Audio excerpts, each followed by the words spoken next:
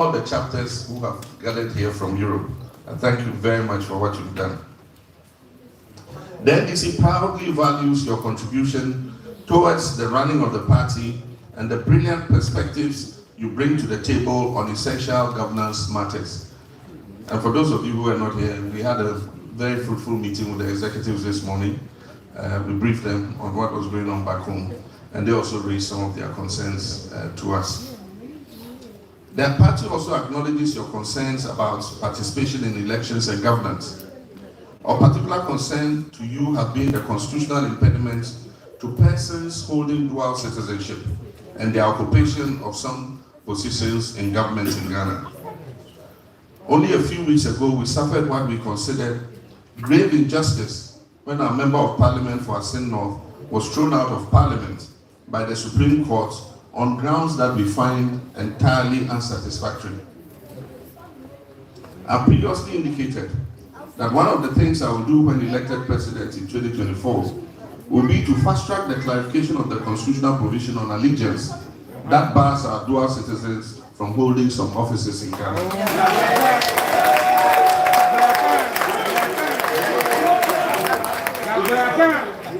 I call on our Speaker, Honorable Sumana Bagben, and the Parliament of Ghana to do the needful so that Ghana can benefit fully from the expertise that our citizens have garnered during their sojourn abroad.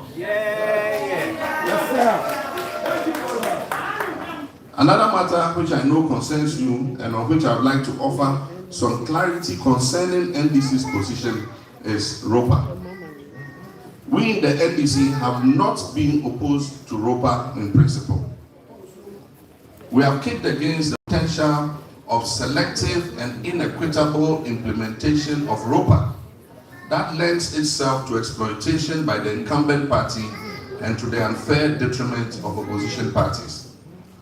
We have said, and that's the NDC's position, if ROPA is ever to be implemented, it should be implemented for every Ghanaian living everywhere outside Ghana. As far as we are concerned, a Ghanaian living in Europe or America should not have a greater right to vote than one living in Asia or in Africa. We in the NDC will not countenance an attempt or conspiracy between the NPP and the Electoral Commission to implement a lopsided ROPA that favors the NPP. No. When we see that a level playing field will be created for all Ghanaians living anywhere outside the country to have the right to vote, we will be more than willing to support such a move. We continue to value your contributions to the development of Ghana, even as life's vicissitudes have ensured that you reside in far and distant lands to either ply your trade and earn a living or pursue some form of personal development. I'm confident that the deliberations we started yesterday will ultimately inure to the benefit of the NDC and provide further impetus to our preparations to salvage the fortunes of our country, which are presently in great peril. We back at home are doing our bits as well and strengthening the cooperation between the national and external branches of our party. Comrades, our meeting today, June 10th, coincides with the 31st anniversary of the formation of our great party, the National Democratic Congress. I wish to stand on your behalf and on my own behalf to extend our congratulations to the founding fathers and mothers of our party, and to us all who continue to build and hold the party aloft across the 40,000 branches of our party in Ghana. We acknowledge all our lost comrades in the struggle, and especially our founder, Flight Lieutenant Jerry John Rawlings, retired, former President Professor John Evans Atta-Mills, and my former Vice President, Kwesi Bekwin Emisa-Atta. Later this month, on the 29th, will be the memorial of the late Emisa-Atta, and we hope to join the family at any event to remember his work and contributions to building a better Ghana. On July 24th, we will also celebrate the memory of the late Asundwehene, as we have annually done. And it's my intention on that day, as part of the commemoration, to remind Ghanaians of his contribution to Ghana in various forms and how we can learn from him to step up the development of our country in the wake of the depths to which the MPP has sunk us.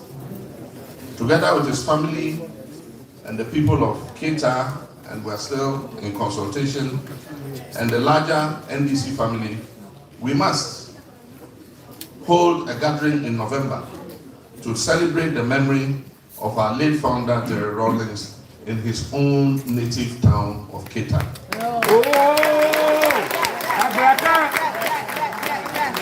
As you remember, the family in Keita had wanted to hold a funeral for him, but the government prevented them from doing so on the excuse of COVID. Recently, the president has declared COVID over. So nothing stands in the way of the family holding a funeral for him, so that his soul will rest in perfect. Ladies and gentlemen, I thank you for your kind attention. I wish all of us a successful conference. May God bless NDC. May God bless our homeland Ghana, and may God bless all our chapters in the European Union. I thank you very much. God bless you. I would like to acknowledge the state of His Excellency. Your Excellency, please welcome me. We can do it better. Can we give a round of applause?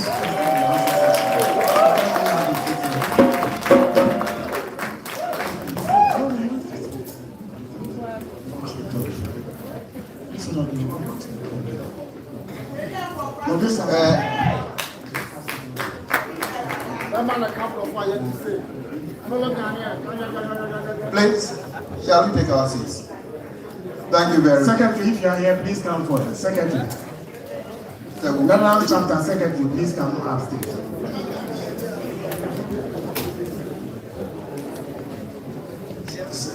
Please, we just have a little more time on our side.